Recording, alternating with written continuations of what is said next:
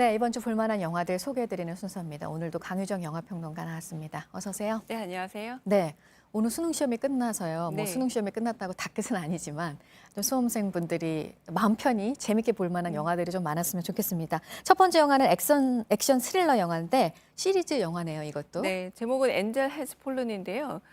이게 우리나라에서 백악관 최후의 날이라고 2013년에 네. 개봉했던 영화인데 이게 원래가 올림푸스 해즈 폴른입니다. 그러니까 올림푸스가 뭐냐면 이제 백악관을 상징하는 그러니까 대통령을 상징하는 말이라고 할 수 있어서 대통령이 어떻게 됐겠어요? 뭔가 테러 위협에 시달렸다라고 해서 이제 그 과정을 만들어가고 있는 영화고요. 두 번째 영화는 런던 해즈 폴른입니다. 런던에 들렸던 미국 정부의 사람들이 이번엔 또 한 번 이제 런던 테러에 시달리면서 거기서 한번 또 구해지는 얘기라고 할 수 있겠고 마지막에 엔젤 해즈 폴른이라는 이번에 개봉하는 작품은 뭐냐면 그때 백악관의 문제, 런던 문제 때마다 그때마다 이 대통령을 도와서 굉장히 힘을 발휘했었던 그런 특수 요원이 오히려 이제 암살범으로 지적이 되면서 이번에 이제 드론 테러가 일어나게 되는데 그것의 이제 범인이 바로 그 사람이다라고 해서 주인공입니다. 제라드 버틀러 300의 주인공 아시죠?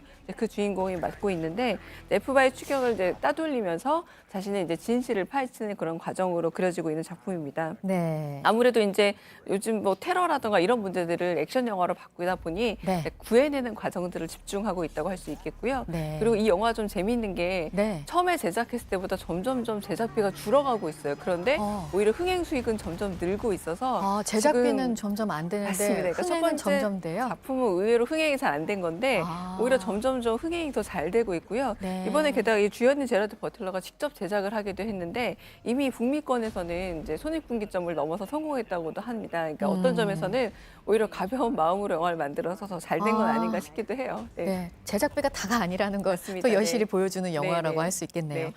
우리 영화도 있어요. 근데 부산국제영화제 폐막작으로 맞아요. 네. 상당히 화제가 됐던 작품이고 또 김희애라는 배우가 나오는 영화잖아요. 김희애 씨가 종종 영화 출연하기는 하죠. 근데 이번에는 조금 파격적인 영화라고 할 수 있을 듯합니다. 어떤 점에서 그런가요? 일단은 좀 작은 규모의 이제 독립영화 수준의 영화라고 할 수 있겠고요. 그리고 잠깐 말씀을 드리자면 이 영화의 원래 원제는 만월이었다고 해요. 꽉 찬 달을 얘기를 하는데 이 윤희라는 캐릭터가 남편과 이혼을 한 상태입니다. 그리고 아주 무미건조한 삶을 살아가는 여자처럼 등장하는데 이제 우리 오늘 고3 수험생들처럼 딱 수능도 끝나고 20살이 되기 직전인 이 딸, 세범이란 딸이 자꾸 엄마의 과거에 대해서 좀 묻게 되는 거예요. 엄마의 혹시 과거에 대해서. 옛날에 뭐 누구 좋아했던 사람 있어? 이렇게 얘기를 하게 되는데 알고 보니 이 딸이 엄마에게 온 편지를 한번 읽어보게 된 겁니다. 그 편지를 읽어봤더니 너무 구구절절한 내용으로 엄마에 대해서 약간의 사랑과 그리움을 고백하고 있는 것 같아서 이 편지가 발신된 모타루. 그러니까 러브레터라는 영화를 촬영했던 바로 그곳이죠. 엄마와 함께 여행을 하게 되는데 이제 그곳에서 윤희의 숨겨졌던 첫사랑이 드러나게 되고 그 첫사랑 그 사람은 어떻게 살고 있는지 엿보게 되는 그런 상황들을 펼쳐지는데 이게 힌트가 될까요? 김희애 씨가 처음으로 퀴어 영화에 출연을 하게 된 겁니다. 네. 그리고 우리 영화가 또 한 편 있는데 정지영 감독이 만든 영화예요. 보통 실화를 바탕으로 한 영화를 많이 맞습니다. 만드는 네. 감독이잖아요. 부러진 화살이라고 많이 작품 기억하실 텐데요. 바로 이제 그 작품처럼 이번에도 실제 있었던 사건을 배경으로 해서 만든 작품이 바로 이 블랙머니인데 딱 들어보시면 어떤 사건인지 좀 알 것 같습니다. 그러니까 한국에 어떤 대한은행이라는 곳이 있었는데 그곳이 헐값으로 매각이 되었는데 바로 또 세계적인 펀드 기업이 그것을 아주 높은 가격으로 되파는 과정에서 일어나는 일들입니다. 아마 기억하실 텐데 2003년에서 2011년까지 진행된 그 미국의 사모펀드 론스타 사태라고 다들 알고 계시죠? 이제 외환은행 헐값 매각 사건을 영화적 소재로 만들었고요. 주인공은 지금 등장하고는 조진웅 씨인데 양민혁 프로라고 해서 이제 프로라는 말 들으시면 아시는 분 알겠지만 이제 네. 검사입니다. 검사인데 굉장히 말하자면 줄 좋고 백 좋은 검사가 아니라 좀 약간 독야청청이라기보다는 좀 막프로라는 별명이 붙을 정도로 조금은 좀 이렇게 외따로 떨어져 있는 그런 검사인데 오히려 이 사건, 그러니까 일테면 이 금융사건과 연루되어 있는 주요 참고인이 사고를 당해서 자살을 하게 되는데 검사가 날 성추행했다라는 일종의 그 약간 모함을 받게 되면서 이 막프로가 자기의 누명을 벗기 위해서 그러니까 어마어마한 이 사태를 해결하기 위해서 들어간 게 아니라 아, 나는 성추행 검사 아닌데 왜 내가 이런 불명예를 얻어야 돼 하다가 이 어마어마한 사건들을 그러니까 조직적으로도 해결하지 못한 사건들 이 영웅적 검사가 해결해 나간다는 이야기로 이제 그려져 나가고 있고요. 네. 물론 그 부분은 조금 과연 가능할까라는 생각이 들긴 합니다만 그래도 론스타 사태라던가 이런 것들을 재구성해가는 과정은 상당히 좀 그럴듯하게 실화를 바탕으로 하고 있다고 할 수 있겠고요. 그 영화의 마지막 그 자막이 나오더라고요. ISID 이제 국제 소송에 대한 그 결과가 올해 안에 나오게 될 텐데 징벌적인 부분에 있어서 매각 지연에 대해서 어마어마한 돈을 우리가 배상해야 될지도 모른다라고 딱 끝나면서 이 영화는 사실에 기반하고 있고 아직도 현재 진행형이라는 문제를 좀 알려주는 그런 작품이기도 합니다. 네. 뭐 이 영화도 실화를 바탕으로 했지만 지금까지 보면은 이 실화를 보여주는 영화가 그러니까 영화가 사회를 고발해서 얻을 수 있는 장점이 있었어요. 왜냐하면 영화가 고발을 했기 때문에. 네. 네. 보통 실화 소재라고 하면은 이렇게 드라마틱하고 아름다운 이야기라기보다는 사회 고발적인 이야기를 지칭하는 경우가 더 많습니다. 아마 네. 기억하실 텐데요. 광주 인하학교 장애인 성추행 성폭행 사건을 다뤘던 원래는 공정 작가의 소설 원작이었습니다. 그러나 이제 영화로 만들어졌는데 도간이라는 작품이죠. 그러니까 워낙에 영화의 힘이 크다는 게 소설이 먼저 나왔을 때는 그렇게까지 사회적 반향이 없었어요. 그런데 영화가 만들어진 이후에 이제 어마어마한 반향을 일으켰고 또 궁극적으로 사회 문제를 고발하게 되는 어떤 힘을 가졌었고요. 그리고 석궁 테러 사건인 부러진 화살도 굉장히 반향이 컸지만 한편으로는 네. 밀양 집단 성폭행 사건을 다뤘던 한공주라는 작품 역시도 네. 묻힐 뻔한 사건이었죠. 거의 그 조금 소문이 나긴 했습니다만 사회의 공공적인 관심의 대상이 되진 못했는데 이 작품을 통해서 공적 관심이 됐고 그리고 재심이란 작품은 약촌 오거리 살인 사건이라고 해서 네.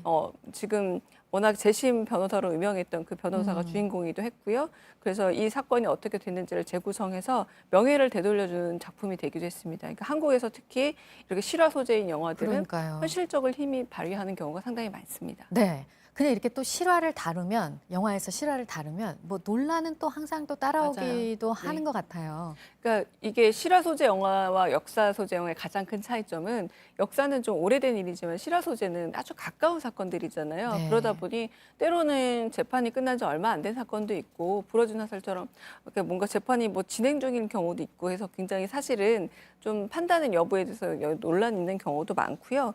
그리고 지금 살인의 추억 같은 경우 지금 한창 화제가 되고 있잖아요. 이춘재가 살인을 자백한 이후 8번째 그 살인에 대해서 과연 진범이 누구였는지 지금 다시 재조사가 이루어지고 있을 정도로 쉽지 않은 일이기도 하고요. 그리고 이태원 살인 사건 기억하실 때 네네. 마찬가지로 영화로 만들어졌습니다. 그러니까 이태원 가게에서 잔인하게 살해된 대학생 이야기를 이제 영화적으로 만들기도 했는데 이게 또 힘을 가져서 영화 이후에 재수사가 가능하게 된 걸 보면은 역시 영화의 힘이 크기도 하고 또 한편으로는 만드는 과정에서 또 쉽지 않은 일이기도 합니다. 또 네. 외부적인 어떤 압력도 있을 수 있고요. 네. 네.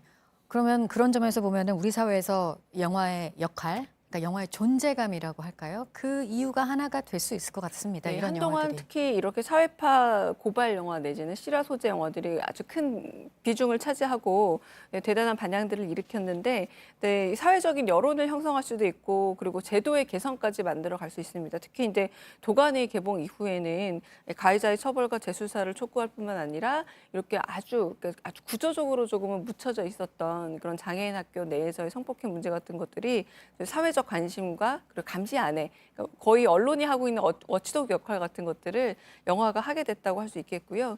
그리고 문화 공농장이 좀 만들어지는 게 아무리 어떤 법안이 만들어진다거나 사건에 대해서 수사를 해도 잘 만들어지지 않지만 영화는 워낙에 공감을 하게 만들고 네. 우리를 목격자로 만들다 보니까 사회 공론장을 쉽게 만들 수 있는 영향도 있습니다. 네.